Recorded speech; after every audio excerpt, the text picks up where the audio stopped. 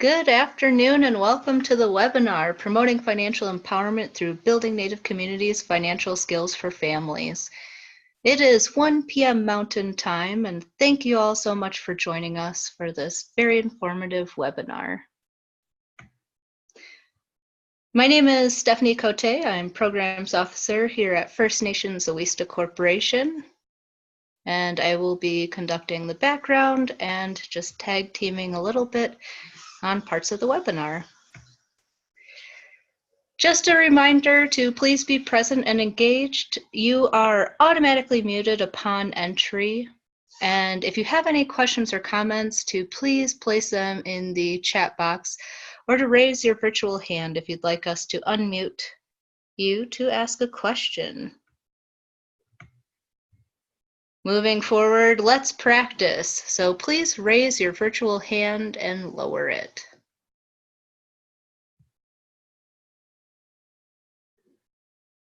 Awesome, great job. And please share in the chat box an expectation that you might have for the webinar today.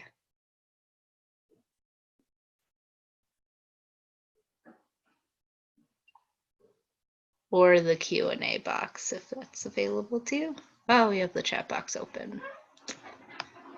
The question, may we have access to the PowerPoint? Yes. They will have access to the PowerPoint. And anything else you'd like throughout the presentation, please feel free to utilize this chat feature to type it in, or any questions. There's also a question and answer feature as well. So without further ado, I'd like to pass the webinar on to my colleague, Crystal. Hi, everyone. My name is Crystal Langholtz, and I'm the Chief Operating Officer for First Nations Oweesta Corporation.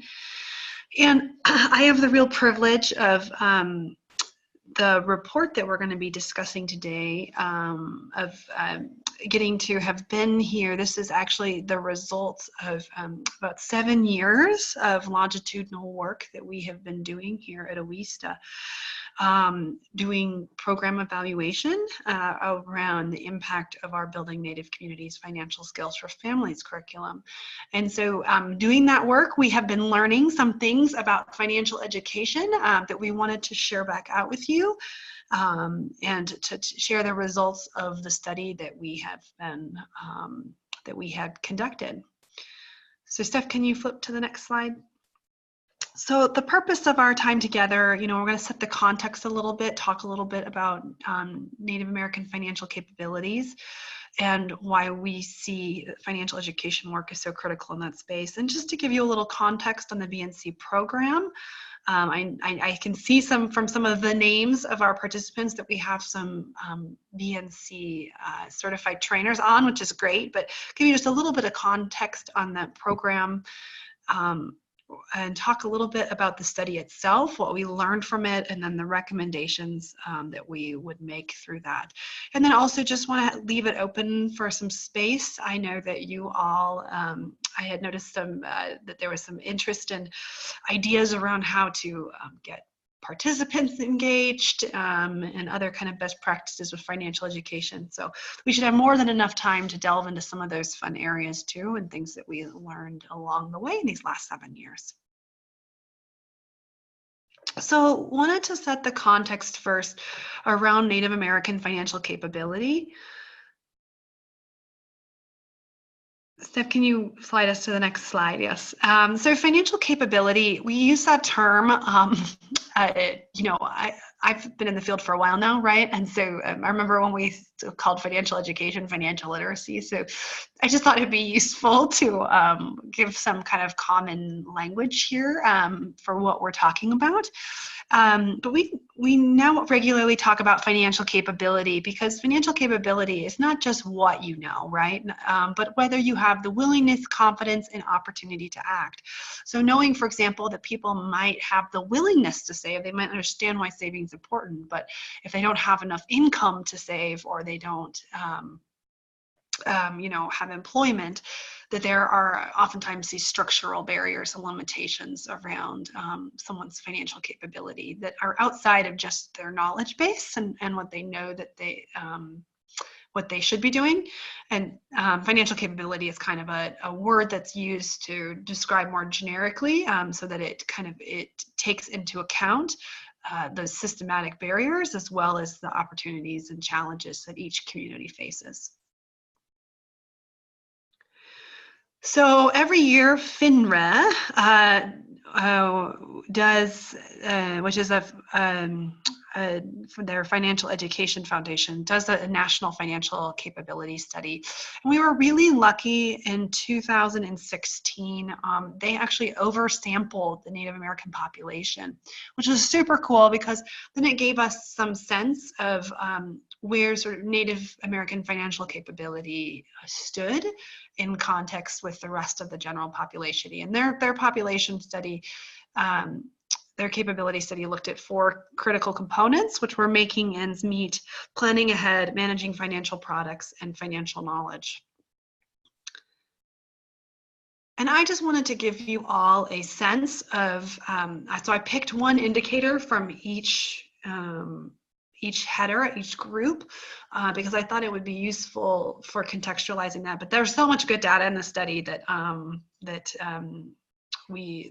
I think is wonderful and useful for you all, for those of you who are making the case around financial capability. But wanted to pick out at least one in each category to give you a sense of where Native American financial capability is in comparison to other population groups. So here, wanted to show, this is a slide that shows making ends meet. In a typical month, how difficult it is for you to cover your expenses and pay your bills. Among all population groups, including other minority populations, American Indian and Alaska Natives were 63% likely to find that very difficult or somewhat difficult, which was higher than any other population group. Additionally, for planning ahead, they asked the question, have you set aside emergency or rainy day funds that would cover your expenses for 3 months in case of sickness, job loss, economic downturn, or other emergencies? So likewise, American Indian and Alaska Native populations were the least likely to have enough money set aside for emergencies or rainy day funds, with only 30% of them being able to say yes to that question.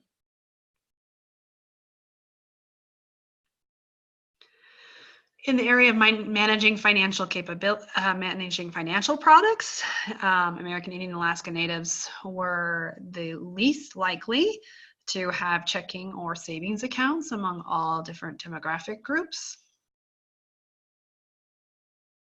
And lastly, in assessing their own financial knowledge, American Indian and Alaska Natives also rated their overall financial knowledge as the lowest among all population groups, with only 65% rating their financial knowledge. So yeah, it's we wanted to just give you some of those demographics because I think it gives you a good context for why many of you are working in this space already, but it gives you a good sense of how critically important the work of our financial educators and financial capability individuals are in this space, and what a privilege it is to work with you all, knowing, of course, that you are doing critical and important work. So go ahead, Steph. So Steph is going to take us away a little bit and talk a little bit about the program that we were evaluating in this program. And many of you, I know this program well and love it, but some of you may not be familiar with it. So Steph, will you kind of walk us through the Building Native Communities Financial Skills for Families? Yeah, so just giving a little background on First Nations Oweesta Corporation. Oweesta is the only Native nonprofit community development financial institution, CDFI, intermediary offering financial products and development services exclusively for Native CDFIs and Native communities. Oweesta's mission is to provide opportunities for Native people to develop assets and create wealth by assisting in the establishment of strong, permanent institutions and programs, contributing to economic independence and strengthening sovereignty for all Native communities. We accomplish this mission by following an integrated asset building strategy and supporting the creation, development, and capitalization of Native CDFIs. Oweesta is demonstrating that financial education programs in Native communities strengthen local economies one individual at a time. By teaching Native community members how to manage their assets, save towards financial goals, take advantage of resources, and avoid predatory lenders, financial education programs contribute to the development of sustainable economies and healthy communities. As the majority of Native communities have traditionally operated within a cash economy, the delivery of these skills is essential in the advancement of asset building opportunities. With the provision of financial education programs and services, many tribal members have a first-time opportunity to learn budgeting, learn the importance of credit, and receive a copy of their credit report, and discover avenues through which to generate community wealth, as well as tools to determine loan interest amounts on future issuances of credit. Over the past 20 years, Oweesta has worked to address this issue by providing innovative financial education programs to diverse Native communities within Indian country. The foundation for this work is the Building Native Communities Financial Skills for Families, or as we call it, our BNC curriculum, now in its 5th edition. Responding to a need for culturally relevant financial education curriculum in Indian country, Oweesta created a student workbook, a teacher development program, and an instructor guide to help teach financial education in an accessible, effective, and culturally responsive way. As you can see on this slide, we have 6 set areas that we focus on, or 6 chapters. On the left, that darker image of our curriculum is our instructor guide, and on the right-hand side, the brown is our participant workbook. As you can see on this slide, we have a map. It's a map of the reservations and cities served by financial education programs. And a few statistics, we have 79% of individuals who attend our Train the Trainers who have successfully started financial education programs. 1,212 is the number of classes our instructors taught last year in 2018. And 7,038 is the number of individual participants that gained valuable financial education with the BNC curriculum. Through this curriculum's 20-year tenure in Indian country, Oweesta has found that the BNC is effective because it is uniquely adapted to financial capability challenges prevalent in Native communities. It relies on culturally relevant methods to communicate to the audience, and it has been a proven source of quality financial education within Native communities.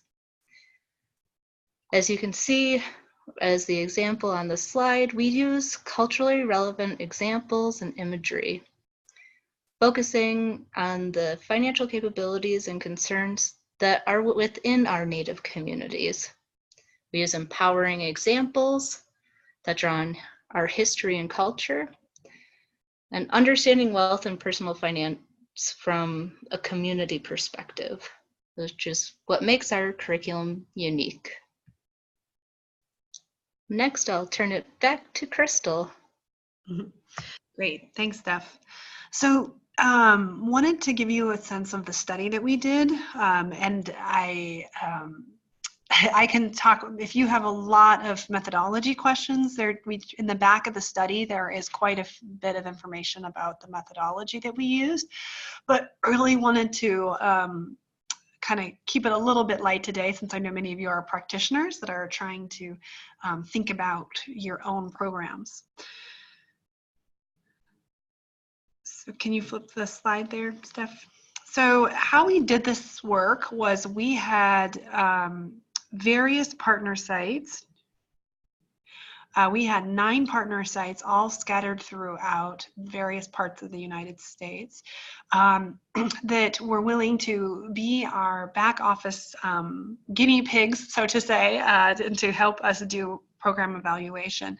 And we did train the trainers in their communities, helping getting community members trained on the curriculum, and then proceeded to all use the same survey instrument to ask questions about the quality of their financial education programs, and to gauge impact on the individual participants in the long run as they participated in their financial education programs.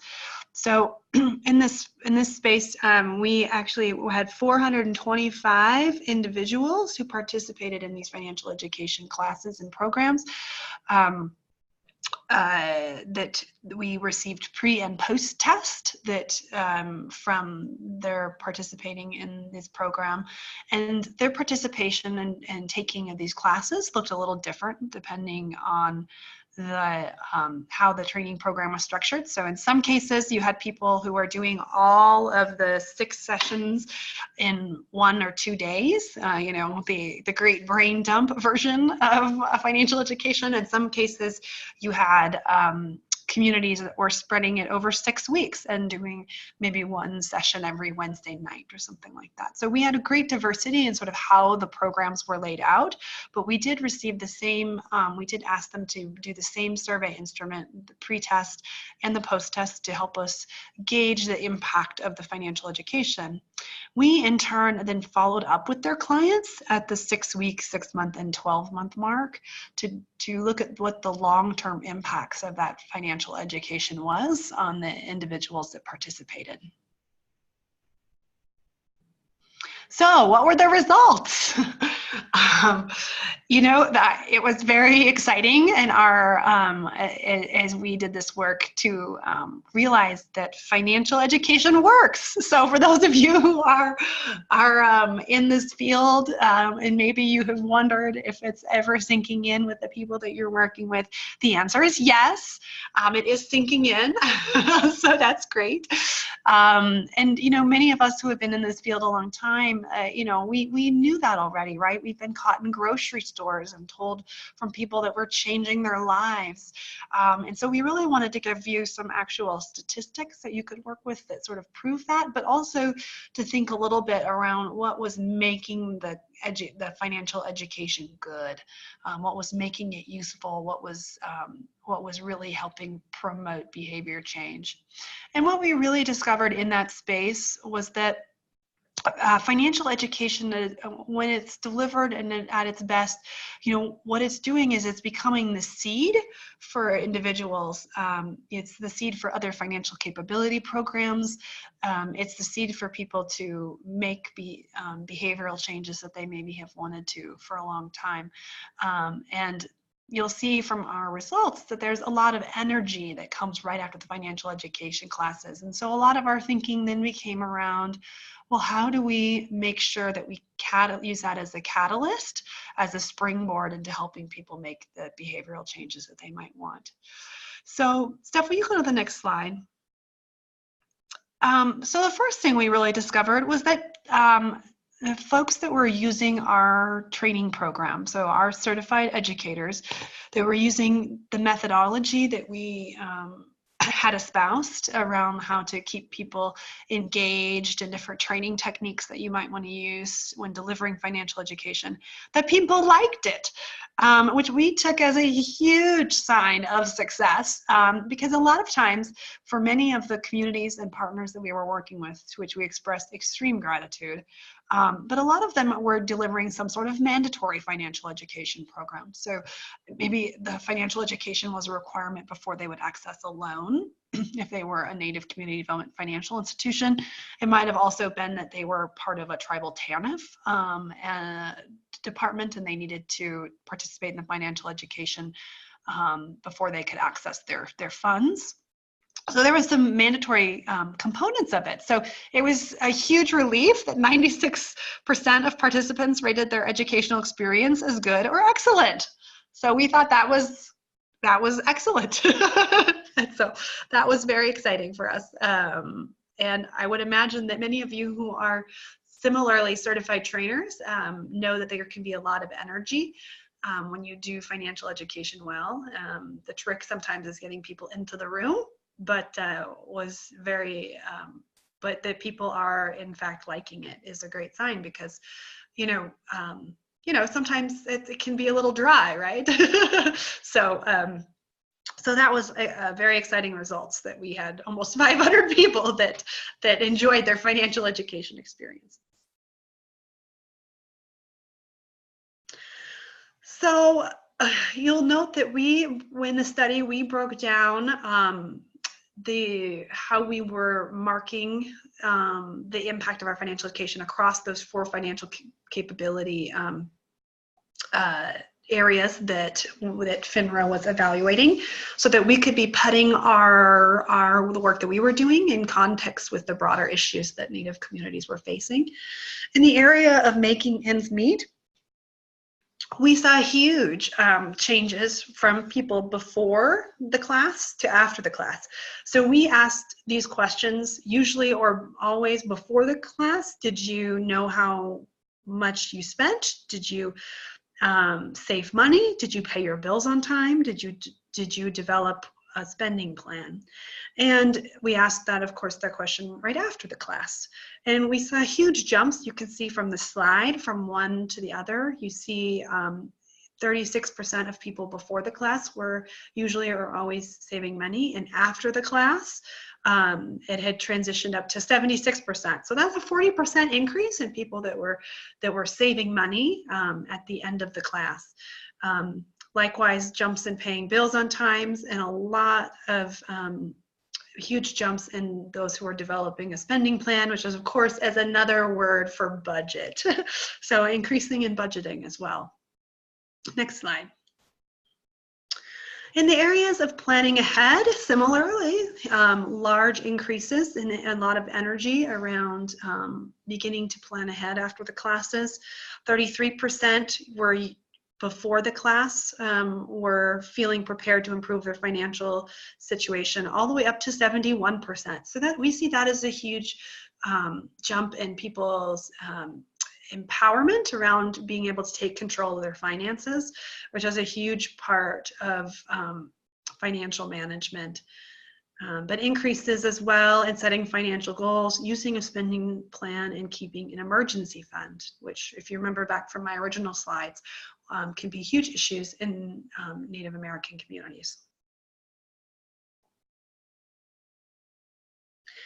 And managing financial products, also some large increases from usually or always before the class to after the class, especially around areas of predatory lending and calculating affordability of credit.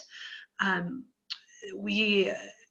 of the things our curriculum hits really hard is this idea of predatory lending. It helps people learn how to calculate the cost of their credits so that they can really do that. And you can see here that people are feeling very empowered in how they're managing their financial products and their determination to avoid predatory lending in products, and a willingness for people to engage with checking or savings accounts after the curriculum. Significantly more so than they had at the beginning of the class.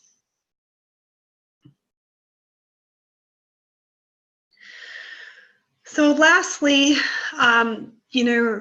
wanting to have a sense of, did their financial knowledge overall improve over the class?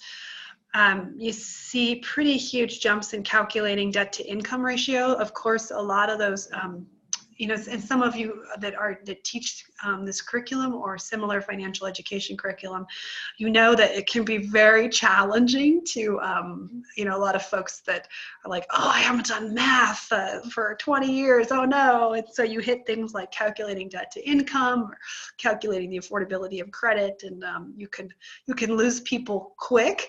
But it also is one of the areas of extreme interest of people and a lot of learning, because folks, you know, they start to feel really empowered around how to do that and the kinds of questions that they want to be asking.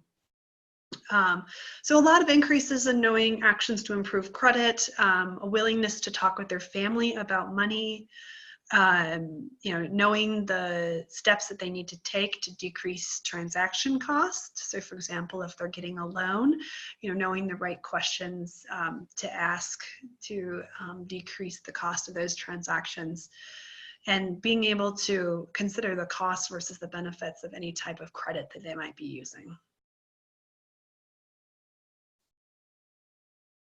So we asked those questions and we did the research as, you know, as far as what kind of changes we were seeing immediately after the class. But I think one of the things we were really interested in was, you know, does it stick? You know, are people, people maybe have this huge interest at the beginning of the class that they're trying to, you know, they really got that energy. But, you know, are they making those changes later on in their lives? And the thing I would like to say about that, and let's go to the next slide, is that in general, yes, people are, these things are sitting, and they are making an impact over the long run. And I will say from our sample sizes, one of the things we struggled with, it was not always easy, I know you're shocked, but to get people to respond to surveys around what they were doing financially, both, you know, from that tracking people down can be difficult, people's emails change, people's phone numbers change, all the way through people not really wanting to talk about their personal finances. It was pretty difficult to get as many people to respond, you know, at these later markers in the year than it was at the beginning. So we did not have a totally statistically relevant amount of follow-ups, unfortunately, but we did have enough people participate that we followed over the full year process to get some sense of where the financial education was having an impact and where it wasn't. And so we've shared those with you. We do provide that caveat that we did not have enough response rate to, you know, pass all muster in your statistics class here that you would have to go through. But I still think it's valuable to talk about where we were seeing long-term impacts, and so we've shared those slides with you and we included it in the study. And then you can take it with whatever grain of salt you feel is necessary in that for understanding that. But we did. The orange line here, that, as you're looking at it, is the percent of people that were saving. They said over the last 3 months, I've grown my assets by saving.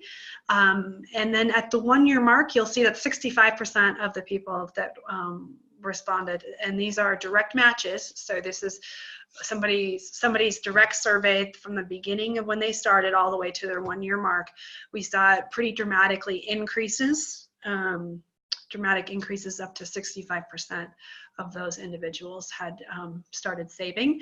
Not tons of movement though on certain other areas like debt reduction, unfortunately.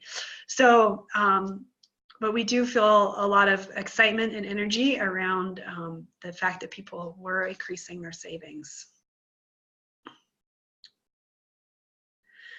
We asked the question of what people were saving for, and you can see a lot of variation here. A little bit of folks were started to save for homes. Some started saving for pursuing higher education.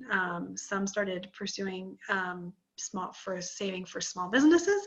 The biggest, of course, was for higher education.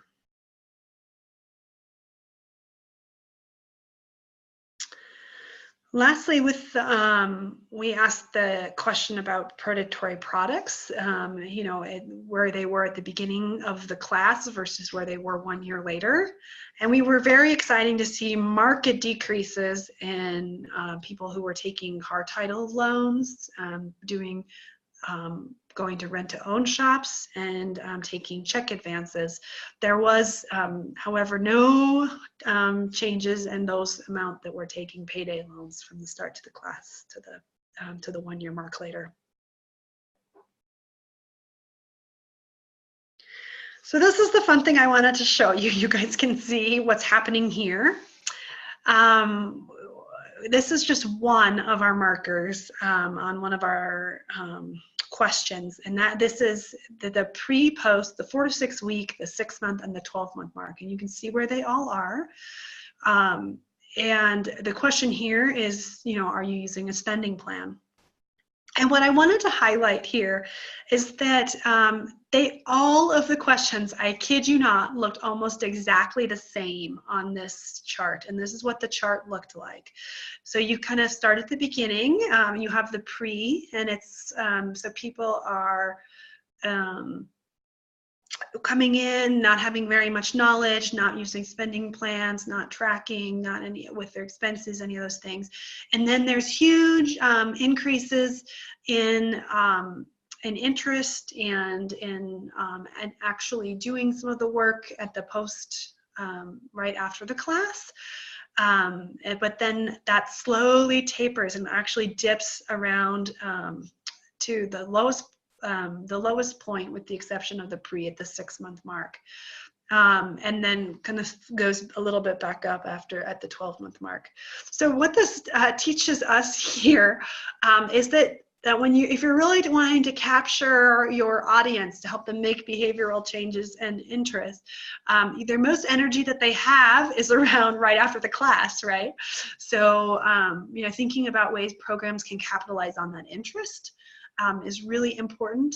And then also, when you're thinking about it as well, with the place where their enthusiasm seems to be lagging the most is around the 6 month mark. So, if you don't have a full financial education curriculum, or you don't necessarily, or a financial coaching program or anything, one of the things you can do that's an immediate win is just plan on calling your clients around 6 months afterwards and just saying, hey, how's it going? Because that is the time that their enthusiasm is waning and they need just a little bit of encouragement from someone.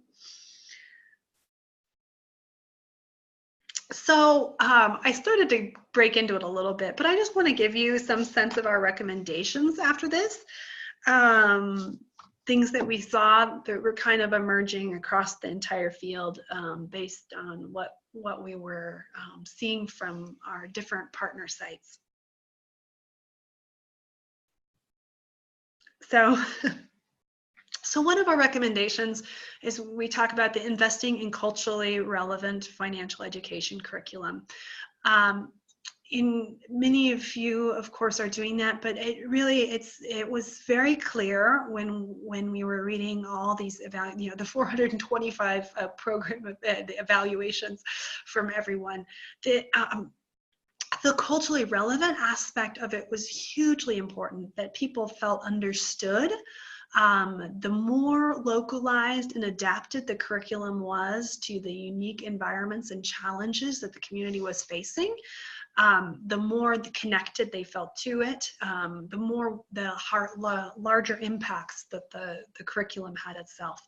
So, not only were people using the B&C curriculum, but people were also, for example, creating some of their own tools around managing local per cap and different things like that. They were really taking advantage of and thinking about how to serve localized needs. And we saw in the qualitative write-ups a very strong positive reinforcement around that localization and adaptation of the curriculum, as well as just a general for Native communities for liking the Native specific aspects of the B&C curriculum. The other recommendations we would have and is to evaluate program quality and impact.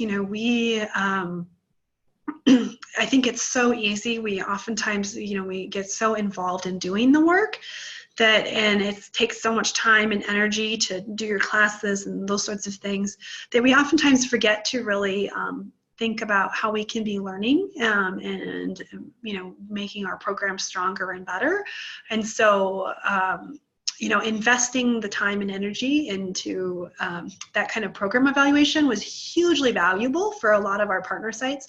For all of our partner sites, we would provide them, not only were they getting to see the broader, what all of the other sites were doing, but they were also, which I thought was really cool, we provided them localized impact reports, and where we were just bringing together all of their all of their training evaluations into one report for them every 6 months. And our groups use that so much, right? They used it with their tribal councils to show the impact of their programs. They used it for fundraising tools. And they were using it to learn, to say, oh my gosh, we're not spending enough time talking about predatory lending or doing this thing, and we're maybe spending too much time here. And, that's just one of our recommendations. If you need, if you want samples of, the survey instruments that we used, if you want to, you don't have to reinvent the wheel. If you want those training evaluations, we'd be happy to share those with you all. And then I know this sounds so basic, but continue providing and supporting financial education. There's been some dialogue lately, just around the importance of financial education. Does it work? Those kinds of things. And I know it can be very expensive to do financial education, right? You oftentimes have a staff person that's already busy, that's fitting this into their time and schedule, but the work you're doing is really critically important and making a huge impact in your communities. And then lastly, our last recommendation was about using financial education as a seed to build other financial capability program. So realizing, of course, that there's going to be a lot of enthusiasm after the class, and people are going to want to make behavioral changes.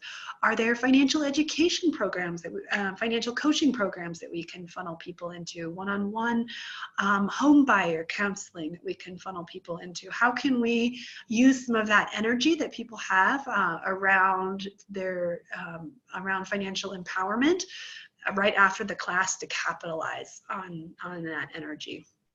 So those were our overall recommendations, but I really want to kind of open it up and hear if there are any questions that you all had, and answer any questions that you might have had.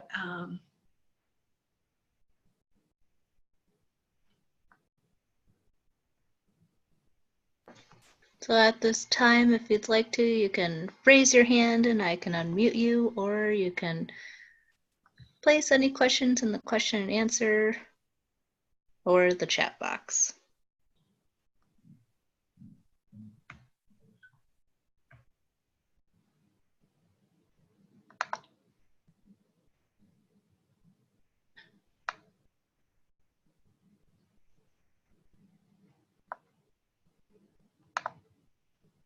Okay, we've got one. When is there a BNC training? And how does one access the curriculum? Well, we're happy you asked. I'm sorry. I have a little bit of a cold, as you can probably tell. But our next training is in January, and it's in Florida. So for those of you who are like me in Colorado or in the Midwest and already are covered in snow, that maybe would thaw you out a little bit. Steph, do you know the exact week? I believe it is the 14th through the 16th, and registration should open within the next few weeks. Awesome. Cool. So yes, and we have 2 or 3 already on the calendar for next year. We also provide a financial coaching training program for those who might be interested in that. And last but not least, we just came out with a youth version of the curriculum, which we're super excited about. It's designed to target the 14 to 22-year-old range. And that is, we're having a national BNC on that actually in a week from now, which is very exciting. But we will be releasing that youth curriculum publicly in December. So watch for that if you're working with a youth population. As for being able to access our curriculum, that is, we're a nonprofit designed to serve you all. So that curriculum is totally free. It is downloadable on our website. And we will, when we send out our follow-up, we will definitely follow up with this information about registration, as well as the link on our website where you can download it for free. So, ooh, and Wilma, thank you. Wilma said, oh, she's on it, guys. She says, yes, it's January 14th through the 17th, and registration is open. Here's the link. So that works out perfectly. Thank you, Wilma. And then I see from Janelle, do trainers have to be affiliated with a tribal CDFI? That's a great question. You know, one of the things that was useful for our CDFIs was that many of them had some of those support services that were able to capitalize off of the energy that people had around financial education. So for example, if somebody went through the program and then they were, you know, they wanted to fix their credit, you know, many of our tribal CDFIs had programs, you know, loan repair programs that they could funnel people into. So that was really useful for folks, but no, definitely not. We were ecstatic, you know, of our financial education trainers, our certified trainers that we have as of right now. We have a good portion of them are associated with tribal housing authorities, Native nonprofit organizations. We even have some local community banks that teach the curriculum. So we love the diversity of partners that we get to work with, and would encourage you all, no matter what kind of program that you work with, to access and think about how you can be integrating financial education into your programs. Other questions?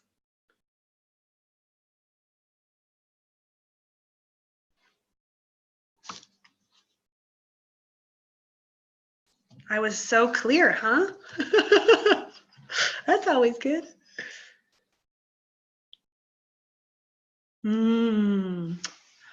Okay. Janelle has asked a question. Do you have training targeted to longtime social service recipients with little or no work history? That's great. So the Building Native Communities Financial Skills for Families curriculum is really designed to meet people where they're at. In fact, it's very focused on basic financial skills. So my background, I taught this curriculum on the Crow Creek Reservation, and we taught it with tribal TANF recipients who I'd say you know, would be in a similar situation, and it resonated very strongly. This curriculum did with them. You know, sometimes there were meaningful conversations that we had to have around you know, how do you budget on $700 a month and such, and you know, things like that, where you kind of have to do some local, you know, some local level adaptation. But in general, the curriculum is really designed to build on basic financial skills. So it works very well in that kind of environment. We also have our parent company partner, First Nations Development Institute, has a curriculum that's it's called about investing in Native communities. And that one is a little bit more advanced, right? It talks about investment vehicles that you can use, you know, which might be more useful, for example, if you're going to be delivering financial education to an audience that has a good mastery of basic financial skills. And so, you know, there are there's other curriculums that are available to support folks that might have those kinds of needs. And I would also say that the other adaptations that we have around this is we also have a financial empowerment workbook, which is designed for individuals, it deals with certain issues like elder abuse. It also deals with issues. What it was developed for was, and it's a little dated now. It's about 6 or 7 years old, but it was originally designed for those who were recovering from domestic abuse and kind of setting off on their own again. And so we also have a workbook that kind of focuses and targets that, a financial empowerment workbook. So we can include all of this in the great follow-up email that you're going to get here. But yes, those are kind of the rest of the suite of services. But to initially answer Janelle's email, the BNC curriculum, the 5th edition, I think would resonate very strongly with the clients that you'd be serving. Other questions?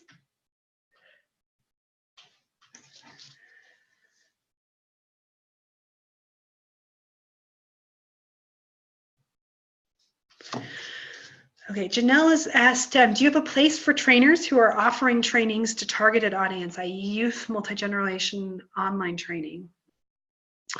We don't have a special, and this is great, I would love feedback on this too. We don't, as of right now, have we do have specialized targeted trainings for some of them, specifically youth, but we don't have a specific, network that for trainers that target those things. And one of the things I would suggest is, if there are a specific kind of financial education that you're wanting to get into, we do know a lot of very strong practitioners in all those various areas. And so one of the things we regularly do at Oweesta and be glad to do for you, which is to introduce you to folks who may specialize in these specific areas so that you can build that network and the connection. But we don't, for example, have any like LinkedIn groups or any specific training network spaces that are designed to specifically target for individuals that work with specific targeted populations.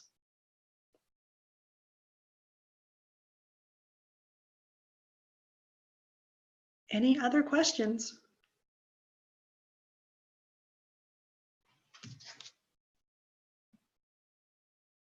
Well, awesome. Anything to add, Steph?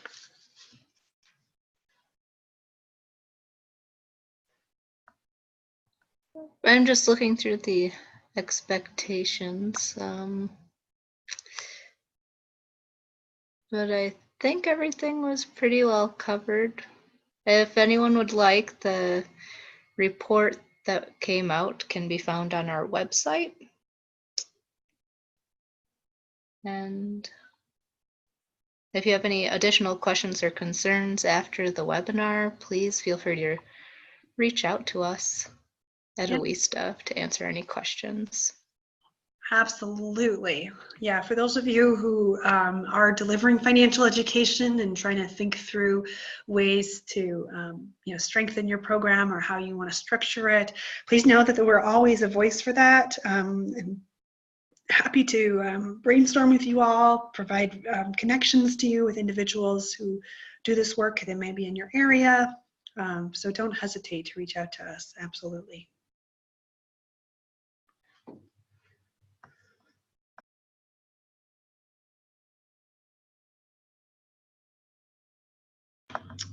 Well, as we're saying goodbye, I just want to thank the KeyBank Foundation for their long-term partnership for this work. They were the sponsors of our the 7-year longitudinal study that we did, which is great to have a partner that will walk with you in hand through all that time. So many thanks to KeyBank, where just know we send our deep appreciation to you all. And thank you all so much, those of you who are in financial education or going to or are going into this space. You are doing amazing work, and we are glad to work for and with and beside you in this space.